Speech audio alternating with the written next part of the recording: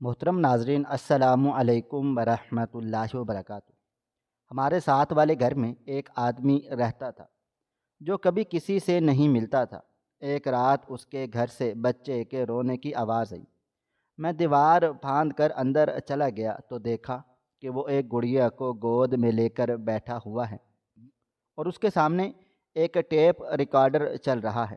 اس نے مجھے دیکھتے ہی گڑیا کا پیٹ پھاڑ دیا، جس میں سے روئی نہیں بلکہ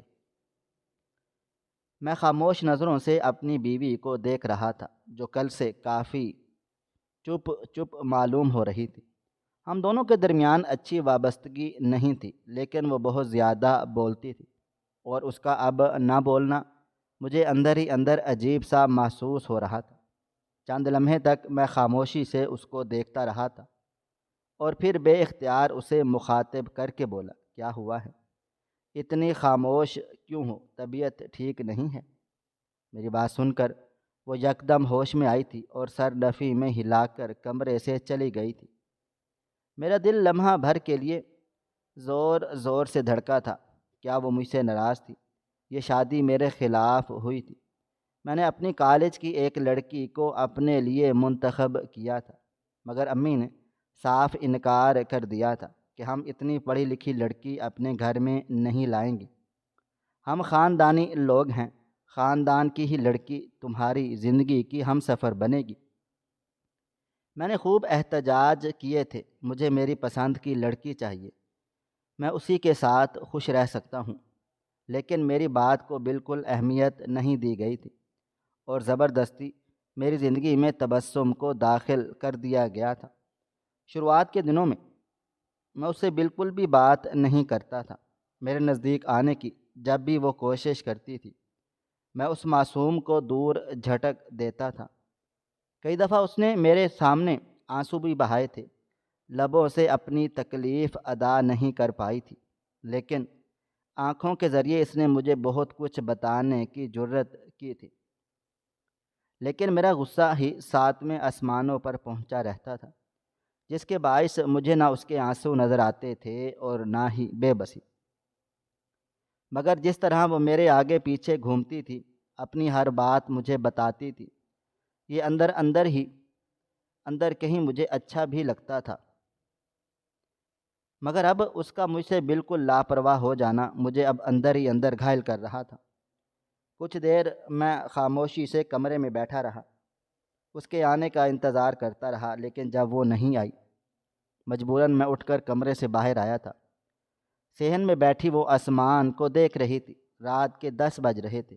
اس کا اس طرح سے صحن میں آ کر بیٹھ جانا مجھے کچھ ٹھیک نہیں لگا تھا۔ میں قدم بقدم چلتا ہوا اس کے پاس آیا تھا اور اسے دیکھتے ہوئے سنجیدگی سے بولا، کیا بات ہے تبسم، تم ٹھیک ہو؟ میرے کہنے کی دیر تھی کہ اچانک وہ اپنی جگہ سے کھڑی ہوئی تھی اور مجھے دیکھتے ہوئے بولی، آپ کو میری فکر کب سے ہونے لگی جو آج آپ میرا خیال پوچھ رہے ہیں؟ آنکھوں میں آنسو تھے، لب کپ کپا رہے تھے۔ میں حیران ہوا اور اس کی جانب دیکھتے ہوئے دھیمی آواز میں بولا، مجھے تمہارا کوئی خیال نہیں ہے، میں بس انسانی ہمدردی کے تحت پوچھ رہا ہوں۔ کل رات سے تم کافی خاموش ہو، کوئی بات ہوئی ہے؟ میں مزید کچھ کہتا اس سے پہلے ہی وہ بولی، مجھے آپ سے اس چیز کی امید نہیں تھی، مجھے معلوم تھا مجھے پسند نہیں کرتے، لیکن آپ کے نزدیک میری یہ اہمیت ہے کہ آپ مجھے ختم کرنا چاہتے ہیں۔ اس کی بات سن کر میں تھوڑا سا حیران ہوا تھا اور اسے دیکھتے ہوئے بولا، دماغ چل گیا ہے تمہارا کیا بول رہی ہو؟ پتہ بھی ہے؟ چند لمحے تک وہ مجھے بے بس نگاہوں سے دیکھتی رہی تھی اور پھر روتے ہوئے کمرے میں چلی گئی تھی۔ اس کا یہ انداز عجیب سا مجھے بہت زیادہ مشکل میں ڈال رہا تھا۔ کچھ دیر میں باہر ہی کھڑا اس کے رویے کو سوچتا رہا تھا، مگر اب مجھے بے چینی ہونے لگی تھی۔ جو لڑکی ہر وقت ہنستی رہتی ہے، مسکراتی رہتی ہے، مجھے اپنا بنانے کے لیے میرے آگے پیچھے گھومتی رہتی ہے، اچانک سے اس طرح برتاؤ کیوں کر رہی ہے؟ کیا اسے کوئی تکلیف ہے، یا پھر خاندان میں سے کسی نے کوئی بات بتائی ہے؟ امی نے سب پر سختی سے پہرے بٹھا دیے تھے، کہ میرے ماضی کے بارے میں کوئی بھی تبسم سے ذکر نہیں کرے گا۔ وہ کم عمر ہے، حساس ہے اور زیادہ پڑھی لکھی نہیں ہے۔ وہ جلد ان باتوں کو سر پر سوار کر لے گی۔ مجھے بھی اپنا ماضی بتانے کا کوئی شوق نہیں تھا۔ میں زیادہ اس کے نزدیک نہیں جاتا تھا، بس اس کا حق ادا کرنے جاتا تھا۔ اس لیے میں نے بھی کبھی اس سے کوئی بات چیت نہیں کی تھی۔ حالانکہ یہ کئی دفعہ مجھے اتنا غصہ آ جاتا تھا کہ دل چاہتا تھا کہ اسے بتاؤں تمہاری حیثیت میری زندگی میں بالکل صفر کی مانند ہے، لیکن میں ایسا کچھ بھی نہیں کر سکتا تھا، کیونکہ مجھے علم تھا لڑکیاں بہت معصوم اور حساس ہوتی ہیں۔ ان کی دل آزاری ہو جائے تو وہ جلد ٹھیک نہیں ہوتی۔ میں قدم بقدم چلتا ہوا کمرے میں آیا تھا۔ وہ بستر پر بیٹھی سسکیوں سے رو رہی تھی۔ میرا دل دہل اٹھا تھا۔ میں فوراً اس کی طرف بڑھا تھا اور اس کے کندھے پر ہاتھ رکھتے ہوئے بولا، تبسم، اس طرح رو کر مجھے مشکل میں مت ڈالو۔ تمہارے دل میں جو بات ہے مجھ سے کہو، میں اس بات کا جواب دوں گا۔ مجھے بلا وجہ مجرم مت بناؤ۔ میں نے کچھ بھی نہیں کیا ہے۔ جب سے تم میری زندگی میں آئی ہو میں نے اپنی زندگی کی ہر پرانی ایکٹیویٹی ترک کر دی ہے، صرف اس لیے کہ تمہیں تکلیف نہ ہو۔ میری بات سن کر اس نے سر اٹھایا تھا اور مجھے دیکھتے ہوئے تڑپ کر بولی، جھوٹ مت بولیں، آپ آج بھی اپنی محبوبہ کو یاد کرتے ہیں اور اسی کی یاد میں آپ میرے ساتھ ایسا برتاؤ کرتے ہیں۔ میں نے کبھی آپ کے ساتھ کچھ برا نہیں کیا، ہمیشہ آپ کی عزت کی، آپ کا خیال رکھا، لیکن آپ کے نزدیک میری کوئی اہمیت نہیں ہے۔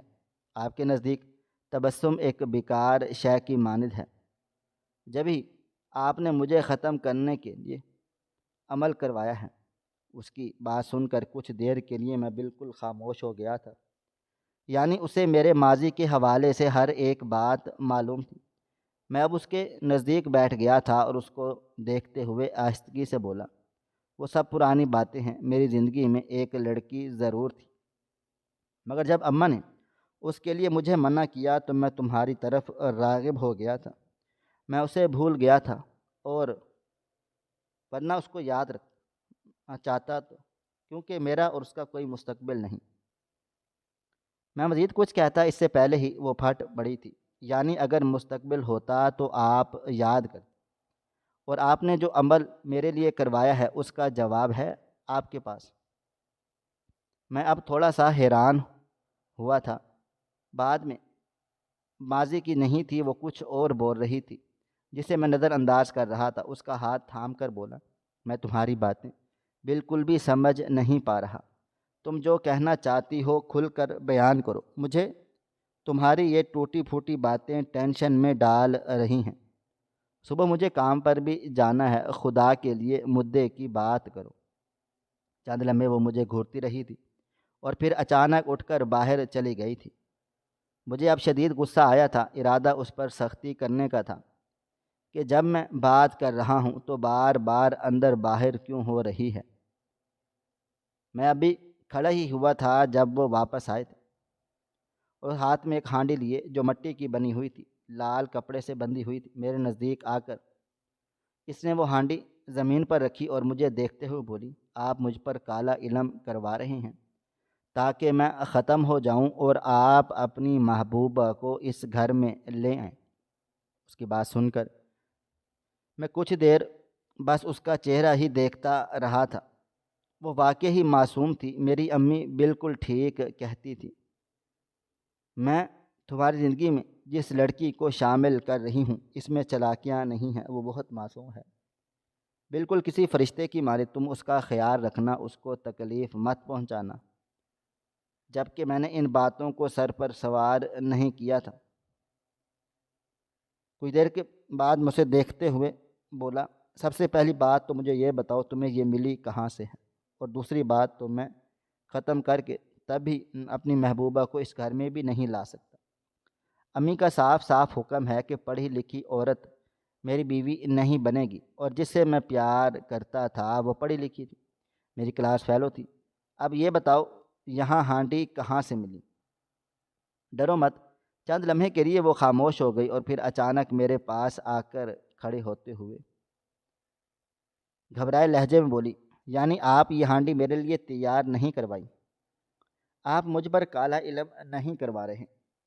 میں نے سر نفی میں ہلا دیا تھا تو وہ گھبرائے ہوئے لہجے میں بولی، یہ ہمارے گھر کی چھت پر رکھی ہوئی تھی، اور آپ کو پتہ ہے میں نے اس بارے میں ریسرچ کی ہے، جب کسی انسان کو ختم کرنا ہوتا ہے یا رشتہ ختم کرنا ہوتا ہے تب اس ہانڈی کا جادو کروایا جاتا ہے۔ میرا دل بہت زیادہ گھبرا رہا ہے۔ شاہ صاحب اب ہم کیا کریں گے؟ اس کی بات سن کر میں کچھ دیر خاموش رہا اور پھر اس ہانڈی کو اٹھا کر میں باہر آ گیا تھا۔ دل تھوڑا تھوڑا لرز رہا تھا۔ بے شک میں ان معاملات پر بھروسہ نہیں کرتا تھا، لیکن مجھے اس بات کا علم تھا کہ کالا علم انسان کو ختم کر دیتا ہے، یہ کوئی معمولی عمل نہیں ہوتا۔ میں سیدھا کچرے کے ڈھیر کے پاس آ گیا تھا اور بنا کچھ بھی سوچے اس ہانڈی کو وہاں پھینک دیا تھا۔ بنا پیچھے مڑے میں سیدھا گھر واپس لوٹ آیا تھا۔ گھر آتے ہی میں نے وضو کیا تھا اور اپنے کمرے میں چلا آیا تھا۔ میری بیوی چپ چاپ بستر پر بیٹھی ہوئی تھی۔ مجھے دیکھتے ہی وہ تڑپ کر میرے پاس چلی آئی اور میرے ہاتھوں کو تھام کر بولی، شاہ صاحب آپ نے اسے پھینک دیا؟ میں نے سر ہاں میں ہلایا تو وہ کان پکڑ کر بولی، مجھے معاف کر دیں، میں نے بلا وجہ آپ پر شک کیا تھا۔ مجھے لگا آپ میرے ساتھ یہ سب کچھ کر رہے ہیں۔ کچھ دنوں سے میری طبیعت بہت عجیب و غریب سی ہو رہی تھی، اس لیے تمام شک آپ پر چلا گیا، مجھے معاف کر دیں۔ میں آئندہ ایسی کوئی بھی حرکت نہیں کروں گی جو آپ کی دل آزاری کرے۔ اس کی بات سن کر میں نرمی سے بولا، دیکھو بے شک میں تم سے محبت نہیں کرتا، لیکن تم میری بیوی ہو، میں تمہارے ساتھ کبھی کچھ غلط نہیں کرنا چاہوں گا۔ زندگی میں ہر شخص کا ماضی ہوتا ہے، میرا ماضی ہے، تمہارا بھی کوئی ماضی ہوگا۔ ماضی کو ماضی ہی رہنے دیا جائے تو بہتر ہے۔ اگر ہم ماضی سے الجھنے بیٹھیں گے تو دونوں کو تکلیف ہوگی۔ میری بات سمجھ رہی ہو؟ میری بات سن کر چند لمحے بعد سر جھکائے دھیمی آواز میں بولی، کیا آپ مجھے پسند نہیں کرتے؟ آپ سچ میں مجھ سے پیار نہیں کرتے؟ اس کا لہجہ ٹوٹا بکھرا ہوا تھا۔ اس نے سر اٹھا کر معصوم چہرے کو دیکھا جو گلابی ہو رہا تھا۔ اگر اس وقت میں ہاں کہہ دیتا تو اس کا معصوم دل خوشی سے جھوم اٹھتا، اور اگر میں انکار کر دیتا تو اس کا معصوم دل ٹوٹ جاتا۔ میں نے گہری سانس لی اور اس کا ہاتھ تھام کر بولا، رات کافی ہو چکی ہے، اب ہمیں آرام کر لینا چاہیے۔ اور رہی بات محبت کی، پیار کی بات، آج تم میری آرام گاہ میں کھڑی ہو، میری محبت کا اس سے زیادہ کوئی بڑا ثبوت نہیں ہے۔ میں نے دبے لفظوں میں اسے قائل کر لیا تھا۔ اس کے معصوم چہرے پر بلا کی روشنی آ گئی تھی، وہ کھل اٹھی تھی۔ رات قطرہ قطرہ کر کے پگھلتی جا رہی تھی۔ اگلی صبح کا سورج پوری آب و تاب سے روشن ہوا تھا۔ میری آنکھ صبح 10 بجے کے نزدیک کھل گئی تھی۔ میں نے کروٹ موڑ کر دیکھا، تبسم گہری نیند سو رہی تھی۔ میں تھوڑا سا حیران ہوا تھا، اس کی عادت میں شمار تھا، فجر کے وقت ہی وہ جاگ جاتی تھی، نماز پڑھنے کے بعد میرے لیے ناشتہ بناتی تھی، مجھے اپنے ہاتھوں سے اٹھا کر تیار کرواتی تھی، اور پھر ناشتہ بھی اکثر اپنے ہاتھوں سے ہی کرواتی تھی۔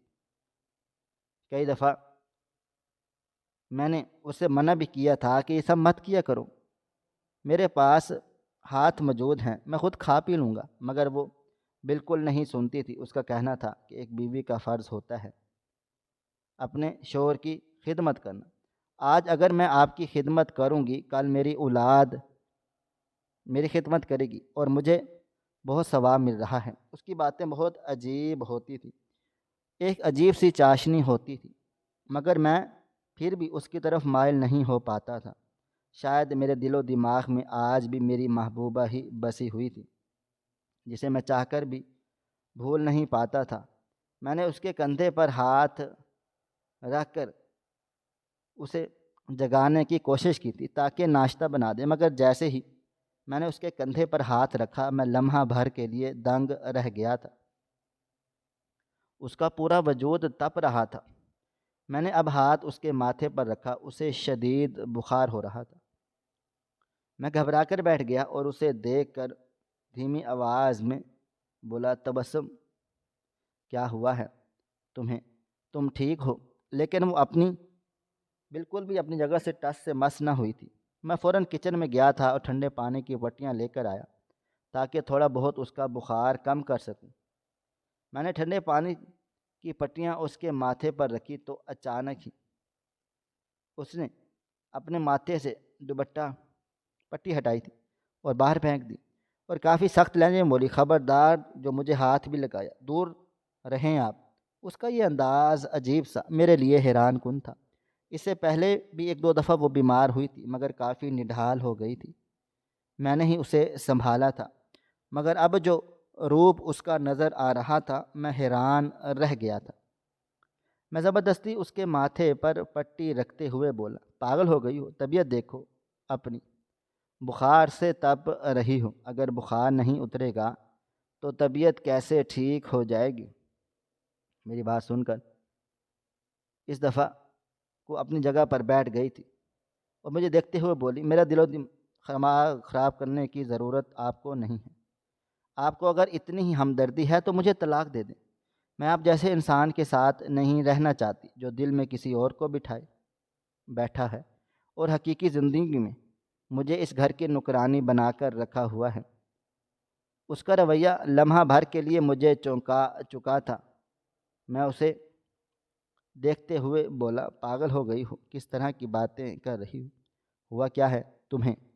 مگر وہ غصے سے چلائی تھی، کچھ نہیں ہوا، مرنا چاہتی ہوں مر رہی ہوں، مجھے روکے مت، خبردار جو میرے راستے میں آئے۔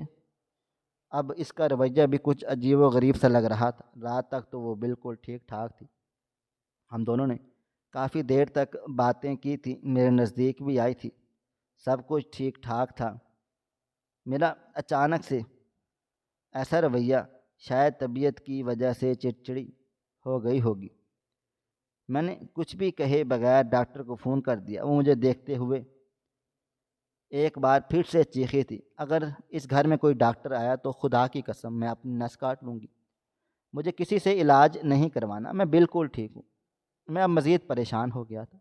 جس طرح اس کا رویہ تھا شاید وہ واقعی اپنی نس کاٹ لیتی۔ میں نے کچھ سوچ کر اب فون اپنی والدہ کو ملایا تھا اور وہ رشتے میں اس کی پھپھو بھی لگتی تھی۔ مجھے امید تھی وہی اس کو قابو کر سکتی ہیں۔ تقریباً 1 گھنٹے کے بعد امی آ گئی تھی۔ انہیں دیکھتے ہی میری بیوی دھاڑے مار مار کر رونا شروع ہو گئی تھی۔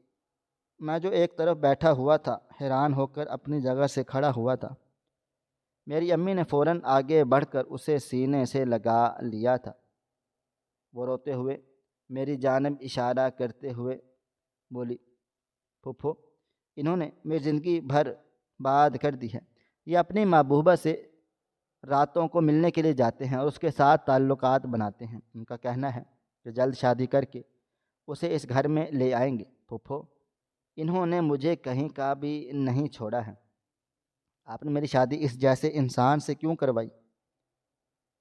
انہوں نے رات کو ہی مجھ پر ہاتھ بھی اٹھایا ہے اور ابھی بھی انہوں نے مجھ پر ہاتھ اٹھایا ہے۔ ان کو ذرا بھی احساس نہیں ہے میری طبیعت خراب ہے۔ میری ہوائیاں اڑ گئی تھیں۔ میں بے یقینی سے اپنے بیوی کو دیکھ رہا تھا جو کتنی آسانی سے میرے منہ پر ہی جھوٹ بول رہی تھی۔ میں بے اختیار چیخ اٹھا تھا، امی جھوٹ بول رہی ہیں، میں نے اس کو ہاتھ بھی نہیں لگایا۔ تم مجھ پر ایسا الزام کیسے لگا سکتی ہو؟ جبکہ وہ روتے ہوئے بولی، دیکھا آپ نے پھوپھو یہ میرے ساتھ کس طرح کا رویہ رکھتے ہیں۔ انہوں نے رات بھی مجھے اسی طرح سے مارا پیٹا ہے اور ابھی صبح میں نے ان کو ناشتہ نہیں دیا تو اس بات پر انہوں نے مجھ پر ہاتھ اٹھا دیا ہے۔ جبکہ میری امی مجھے بے یقینی سے دیکھ رہی تھی۔ میں نے بے اختیار سر نفی میں ہلا کر بولا کہ اتنا جانور نہیں ہوں کہ مجھے ایک عورت ذات پر ہاتھ اٹھاؤں۔ امی جھوٹ بول رہی ہیں، یہ اس کی طبیعت خراب تھی۔ میں نے اس کو جگایا تھا جبکہ ٹھنڈی پٹی بھی رکھنے کی کوشش کی مگر آگے سے اس نے اٹھا کر پھینک دی، اس لیے مجبوراً مجھے آپ کو بلانا پڑا۔ ڈاکٹر کو کال کر رہا تھا تو سامنے سے دھمکی دے رہی تھی کہ اگر ڈاکٹر آئے گا تو میں اپنی نس کاٹ لوں گی۔ اور میں اتنا زیادہ گھبرا گیا تھا کہ مجھے کچھ بھی سمجھ نہیں آیا تھا۔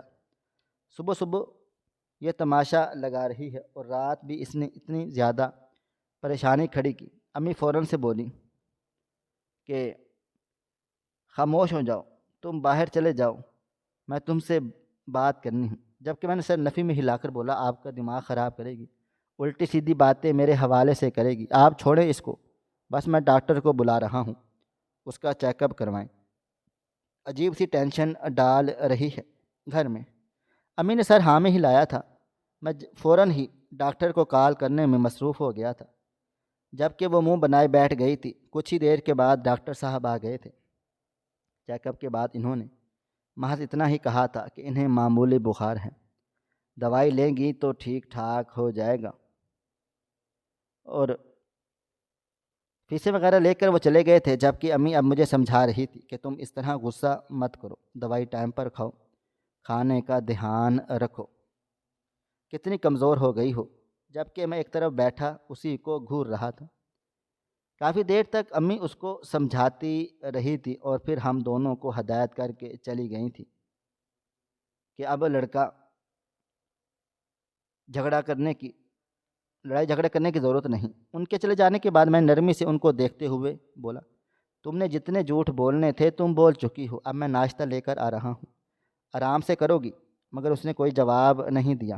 اس کا یہ انداز اچانک کیوں بدلا تھا، یہ بات مجھے بالکل بھی سمجھ نہیں آ رہی تھی۔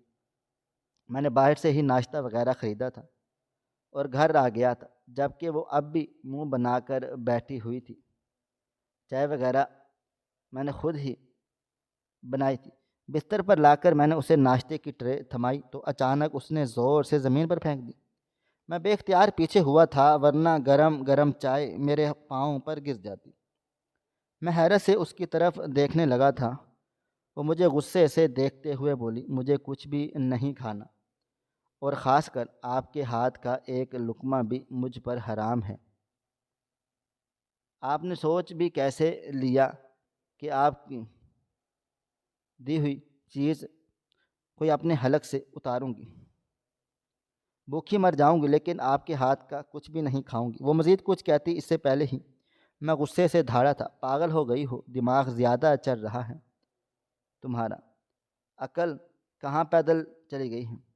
تم رزق پھینک رہی ہو، حرام کماتا ہوں میں؟ جبکہ وہ میرے ہی انداز میں چیخی چلائی تھی، ہاں ہاں کماتے ہیں حرام، مجھے کیا پتہ کیا کیا کرتے ہیں آپ، باہر جا کر ہو سکتا ہے اپنی محبوبہ کے ساتھ راتیں رنگین کرتے ہوں۔ وہ مزید کچھ کہتی اس سے پہلے ہی میرا ہاتھ اٹھ گیا تھا، مگر اس کے وجود پر لگنے سے پہلے ہی میں نے خود کو سنبھال لیا تھا اور یہ ہاتھ کیوں روک لیا؟ مجھے چاہیے تو یہی تھا کہ میں مر جاؤں۔ آپ نے ہانڈی کا علم کروایا تھا مجھ پر، لمحے بھر کے لیے میں ٹھٹکا تھا۔ میں نے غور سے اس کا چہرہ دیکھا تھا، کافی مرجھایا ہوا لگ رہا تھا، آنکھیں بھی پیلی ہو رہی تھی، چہرہ بالکل مرجھایا ہوا تھا۔ لمحہ بھر کے لیے میرا دل زور زور سے دھڑکا تھا، کیا اس عمل کی وجہ سے یہ اس طرح برتاؤ کر رہی ہے؟ کچھ دیر تک میں بول ہی نہیں پایا تھا، جبکہ وہ عجیب عجیب انداز میں چیخ چلا رہی تھی۔ میں نے کچھ سوچ کر کمرے سے باہر قدم بڑھائے تھے۔ باہر آ کر میں نے اپنی امی کو فون کیا تھا اور تمام صورتحال اس کو سے انہیں آگاہ کر دیا تھا، جبکہ وہ میری طرف تمام تر بات اس نے سن کر بولی میں تمہارے خاندانی بزرگ کا نمبر دے رہی ہوں، تم ان سے بات کرو، اپنا تمام مسئلہ بتاؤ۔ یہ کہانی مجھے اس ہانڈی سے جڑی ہوئی لگ رہی ہے۔ اس کے سامنے کوئی الٹی بات نہیں کرنا، وہ اپنے ہوش میں نہیں ہے۔ اس کی باتوں سے مجھے اندازہ ہو گیا تھا کہ گھر آ کر میں نے اس کی ماں کو بھی فون کر کے تمام تر حالات سے آگاہ کر دیا ہے، جبکہ وہ بھی حیران و پریشان ہیں۔ میں نے فوراً ہی ان کی ہاں میں ہاں ملائی تھی اور امی سے ان کا نمبر سینڈ کرنے کا بول دیا تھا۔ اب میں کمرے میں آ کر وہ اکیلے میں کمرے کی صفائی لگ گئی تھی، کبھی ٹی وی اٹھاتی، کبھی سامنے رکھا ہوا صوفہ اٹھا کر صاف کرتی۔ اس کے اندازے سے پتہ چل رہا تھا کہ وہ اپنے ہوش و حواس میں نہیں ہے۔ کچھ دیر کے بعد امی نے نمبر سینڈ کر دیا تھا۔ میں گھر سے باہر آ گیا تھا۔ میں نے فوراً ہی ان کا نمبر ملایا تھا تو پہلی بیل پر ہی ان کے ساتھی نے کال اٹھائی تھی۔ میں گھبرائے ہوئے لہجے میں بولا، میں قاسم شاہ بات کر رہا ہوں۔ علی شاہ کا بیٹا، میری بات مفتی صاحب سے ہو سکتی ہے؟ میری بات سن کر وہ فوراً سے بولے، قاسم بھائی، مفتی صاحب کی طبیعت تھوڑی خراب ہے، اگر آپ ان سے بات چیت کرنی ہے تو آپ ملاقات کے لیے گھر پر آ جائیں۔ لیکن ہاں، وہ دونوں فون پر کسی طرح رابطہ نہیں کر رہے ہیں۔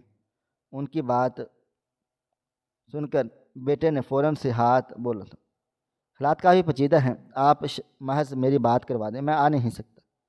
میری بات سن کر وہ فوراً سے بولے، معافی چاہتا ہوں قاسم بھائی، میں نے بات نہیں کروا سکتا کیونکہ مفتی صاحب نے سختی سے منع کیا ہے کہ وہ کسی سے کال پر بات نہیں کریں گے۔ ان کی ہمت نہیں ہو رہی، آپ علی شاہ صاحب کے بیٹے ہیں، اس لیے آپ کو گھر آنے کی دعوت دے رہے ہیں۔ فی الحال انہوں نے ہر شخص سے ملنا بند کیا ہوا ہے اور میں نے فی الحال ان کا شکریہ ادا کر کے فون بند کر دیا تھا۔ گھر کی طرف ایک نظر ڈالی تھی اور پھر کچھ سوچ کر ہی اپنی گاڑی لیے سیدھا مفتی صاحب کے گھر کی طرف روانہ ہو گیا تھا۔ میری بیوی کی حالت ایسی نہیں تھی کہ میں اسے بعد کے لیے چھوڑ دیتا۔ اس کے ہر انداز سے مجھے معلوم ہو رہا تھا کہ وہ اپنے ہوش و حواس میں نہیں ہے، اور ایک شوہر کا فرض ہوتا ہے کہ وہ اپنی بیوی کو سنبھالنا۔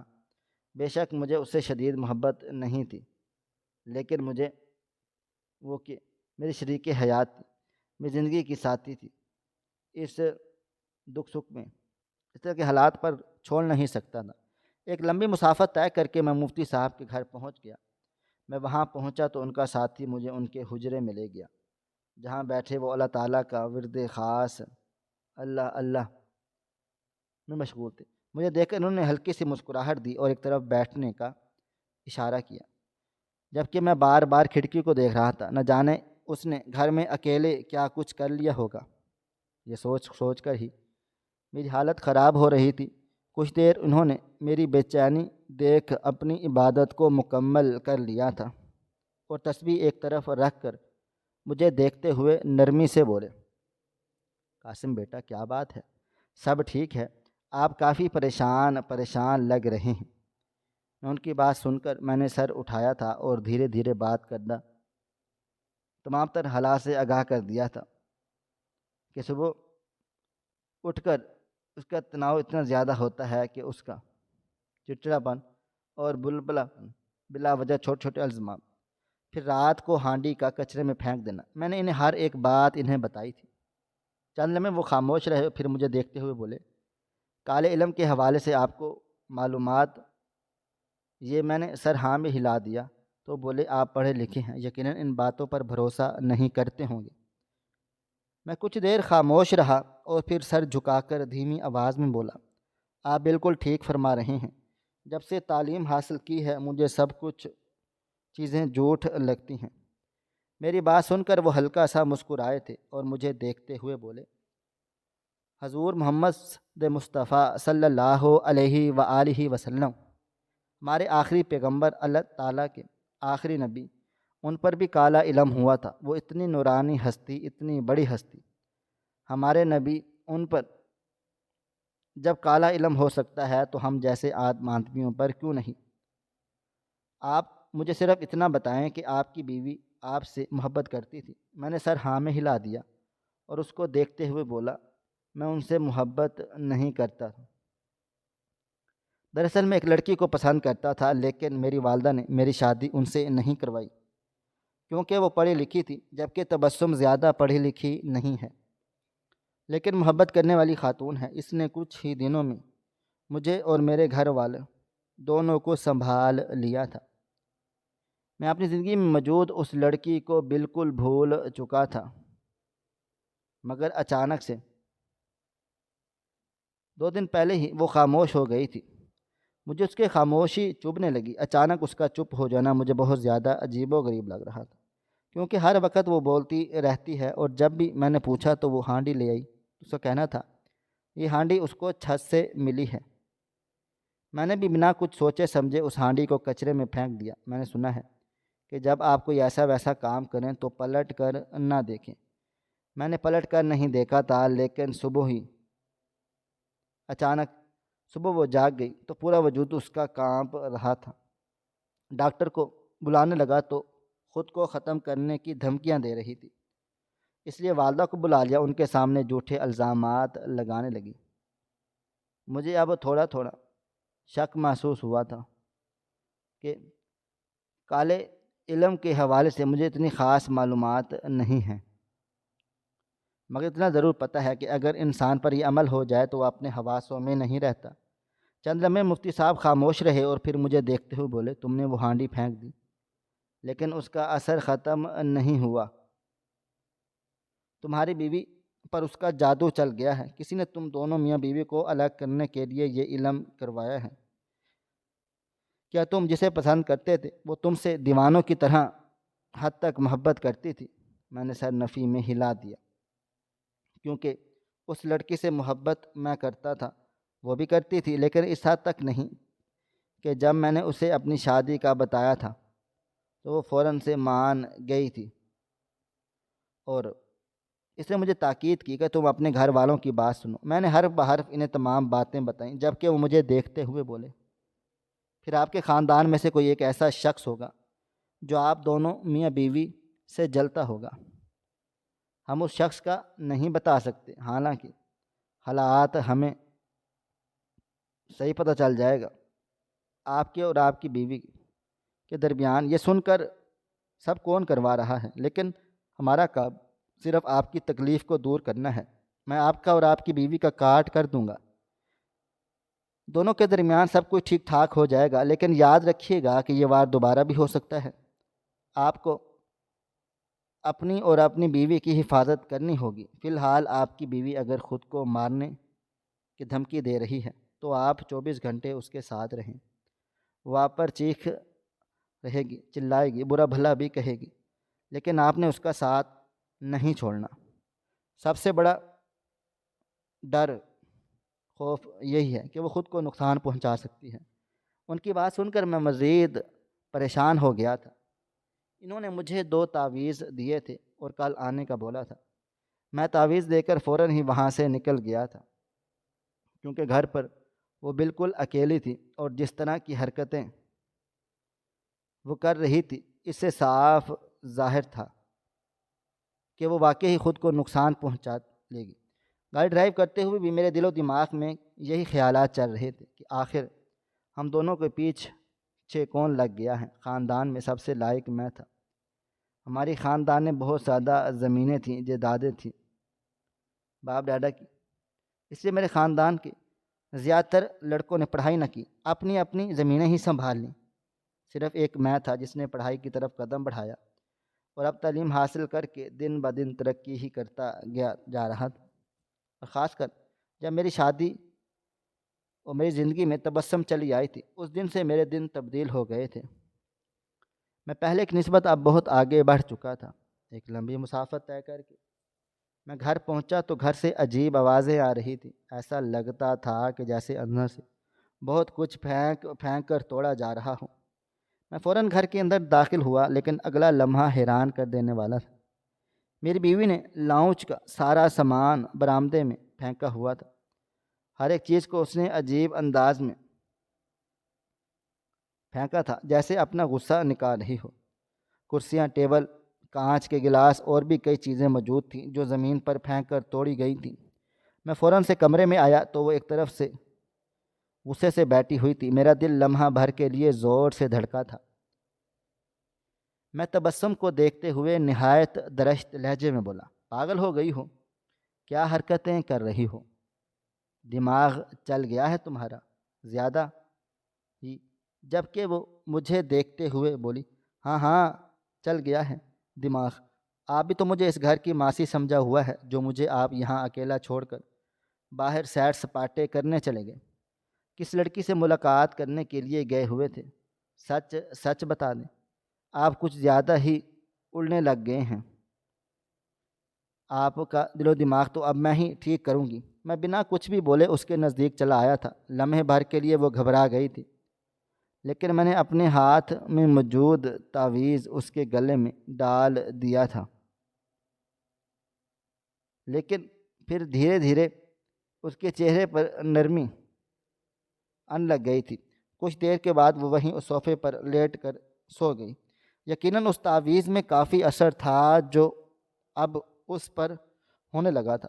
میں نے مفتی صاحب کو فون کر کے تمام حالات سے آگاہ کر دیا تو انہوں نے مجھے یہی تاکید کی تھی کہ اپنی بیوی کے ساتھ سختی نہیں کرنا، وہ ابھی ہوش میں نہیں ہے، تعویذ کا اثر اس پر ہو چکا ہے۔ اب وہ تم سے بیزار تو ضرور ہے، لیکن جو تم اپنا کنٹرول نہیں کر پا رہی وہ کرنا شروع ہو جائے گی۔ باقی میں آپ دونوں کا علاج کر رہا ہوں، انشاءاللہ کاٹ رہا ہوں، انشاءاللہ جلد ہی آپ دونوں کے رشتے میں بحالی آ جائے گی۔ میں نے خدا کا لاکھ لاکھ شکر ادا کیا تھا۔ فون کر کے امی کو تمام تر حالات سے آگاہ کر دیا اور اکیلے ہی سامان کو سمیٹنے لگا۔ ایک ملازمہ آتی تھی، لیکن فی الحال آج میں نے اسے چھٹی دے دی تھی۔ میری بیوی کی حالت ایسی نہیں تھی کہ گھر میں کوئی بھی بچہ آ جائے۔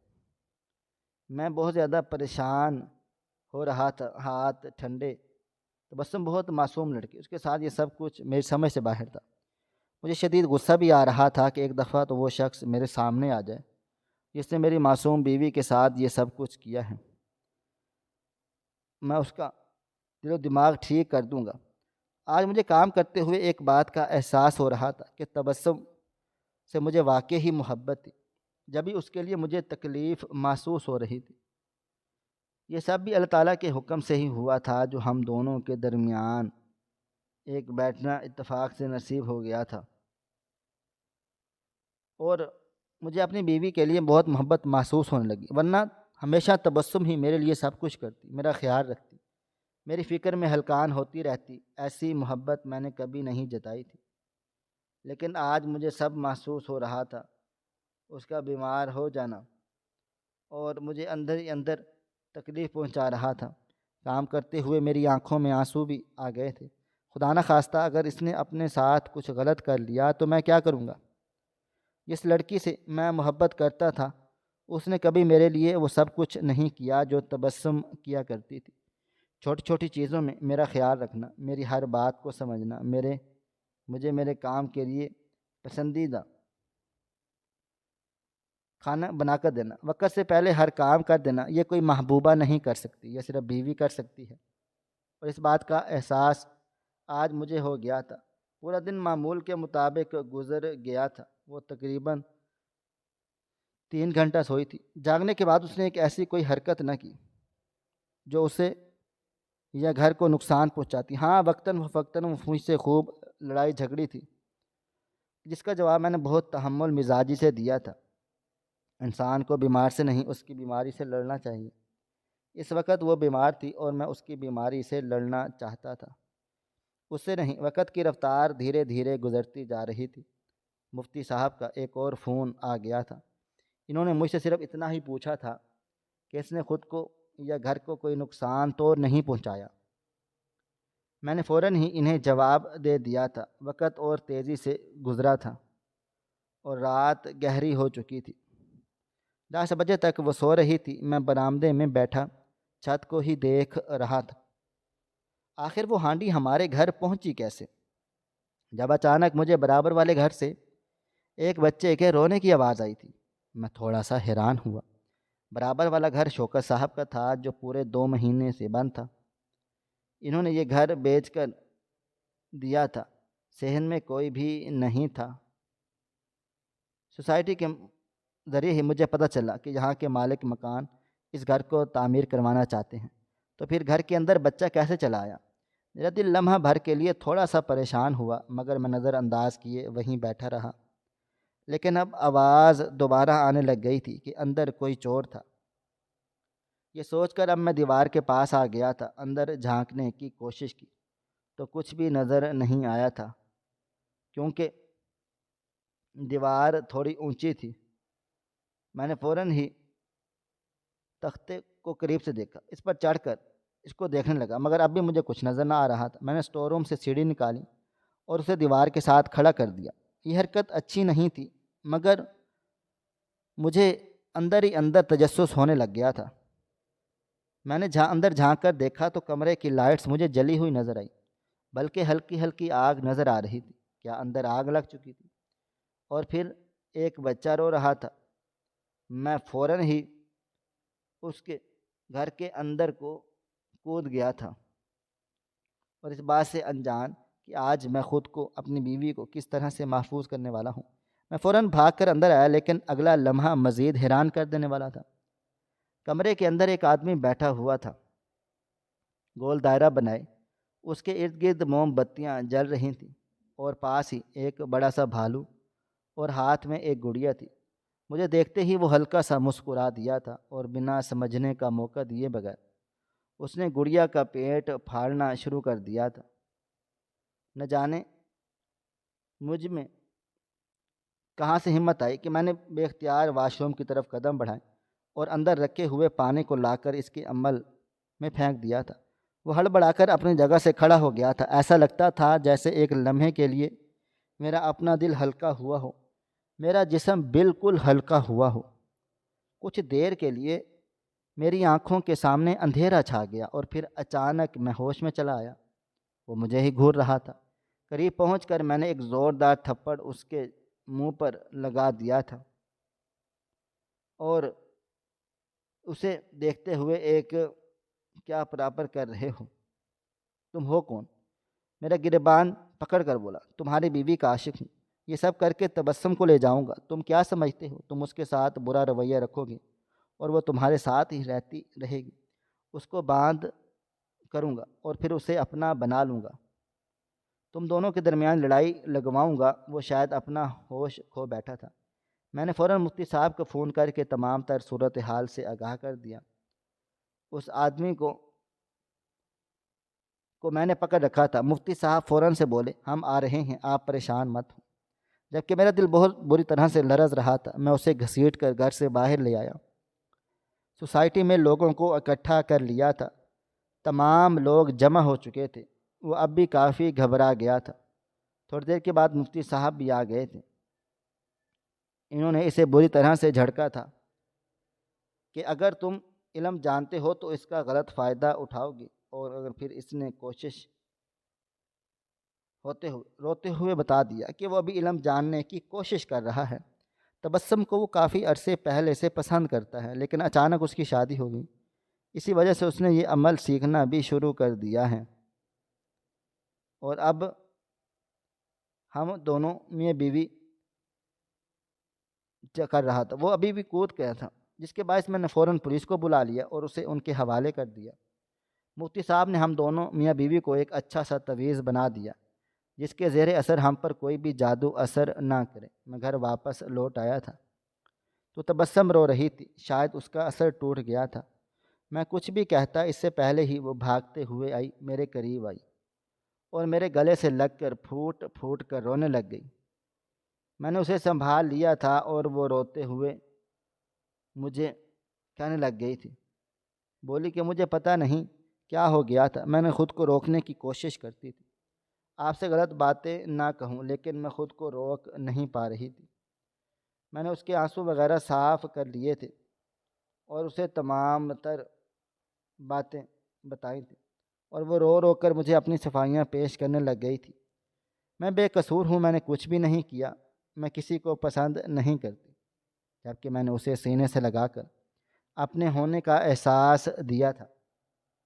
میں اب اپنی بیوی کے ساتھ بہت زیادہ خوش ہوں، اور شاید یہ سب اللہ تعالیٰ کی طرف سے ہی تھا کہ اس نے میرے دل میں بھی میری بیوی کی محبت پیدا کی تھی۔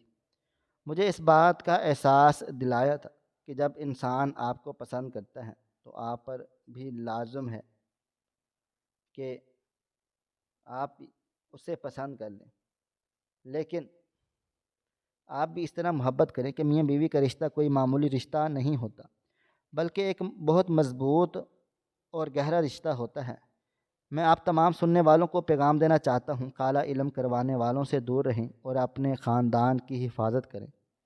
کسی دوسرے شخص کو موقع نہ دیں کہ وہ آپ کے کمزوری کا فائدہ اٹھا کر آپ کو نقصان پہنچائے، باقی اللہ بہتر حساب کرنے والا ہے۔ ناظرین، آپ کو ہماری آج کی کہانی کیسی لگی؟ کومنٹ باکس میں اپنی رائے کا اظہار ضرور کریں۔ خواہش صرف اتنی ہے کہ کچھ الفاظ لکھوں جس سے کوئی گمراہی کے راستے پہ جاتے جاتے رک جائے اور نہ بھی رکے تو سوچ میں ضرور پڑ جائے۔ دوستو، امید کرتا ہوں کہ آپ کو یہ ہماری کہانی پسند آئی ہوگی۔ ہماری کہانی پسند آئی ہو تو ویڈیو کو لائک کریں، کومنٹس کریں، شیئر کرنا بالکل بھی نہ بھولیں۔ اور ہاں، اگر آپ لوگ اس چینل پر نئے ہیں تو ہمارے چینل حریرہ انفو کو سبسکرائب ضرور کر لیں اور نوٹیفیکیشن کو ضرور دبا دیں تاکہ آنے والی کہانی سب سے پہلے آپ کو مل سکے۔ ملتے ہیں کل ایک نئی اور دلچسپ کہانی کے ساتھ، تب تک اپنا ڈھیر سارا خیال رکھیے گا۔ اللہ حافظ۔